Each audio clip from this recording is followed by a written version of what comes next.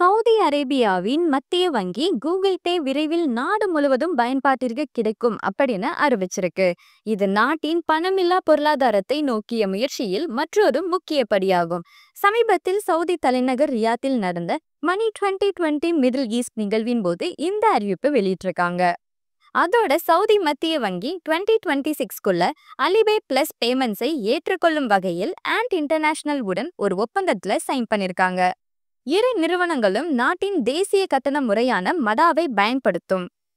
இந்த முன்னேற்றங்கள் சவுதியின் vision 2030 இலக்குகளான digital பொருளாதாரத்தை விரிவுபடுத்துதல், நிதி சேர்க்கையை அதிகரித்தல், 2025க்குள்ள கேஷ்லெஸ் பரிவர்த்தனைகளின் பங்கை 70% உயர்த்துதல் இதோட ஒத்துப்போகுது. அதேபோல் அலி பிளஸ் அறிமுகப்படுத்தப்படுவது சர்வதேச பார்வையாளர்களுக்கும் பயனளிக்கும். அவர்கள் சேவையை ஆதரிக்கும் சவுதி சில்லறை விற்பனையாளர்களின் சுமூகமான மற்றும் பாதுகாப்பான பரிவர்த்தனைகளை செய்ய முடியும் அப்படின்னு சொல்றாங்க. இது தொடர்பா SAMA ஆளுநர் ஐமன் அல் சயாரி என்ன சொல்றானா, 2022ல 82 நிறுவனங்களிடம் இருந்து ஆகஸ்ட் 2025ல் 281 நிறுவனங்களாக வளர்ந்த நாட்டின் ஃபின்டெக் துறையின் விரைவான விரிவாக்கத்தை எடுத்துரைக்கிறாரு. இந்த துறையின் முதலீடுகள் சராசரி 9 பில்லியன் சவுதி ரியால்களை எட்டியிருக்கு. இது பிராந்தியத்தின் மிகவும் கவர்ச்சிகரமான சந்தைகளை ஒன்றா மாறியிருக்கு. பேமெண்ட் எக்கோசிஸ்டம் இந்த வளர்ச்சிக்கு வலுவான உந்துதலா இருக்கு அப்படின்னு சொல்றாரு.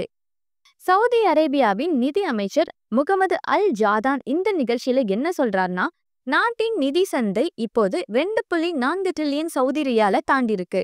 இது உலகளவில் வேகமாக வளர்ந்து வரும் நாடுகள்ல ஒன்றாகும். மேலும் செயற்கை நுண்ணறிவு தொழில்நுட்பத்தை நிதி சேவைகளில் ஒருங்கிணைந்த முயற்சிகள் நடந்து வரதாகவும் சொல்லியிருக்காரு.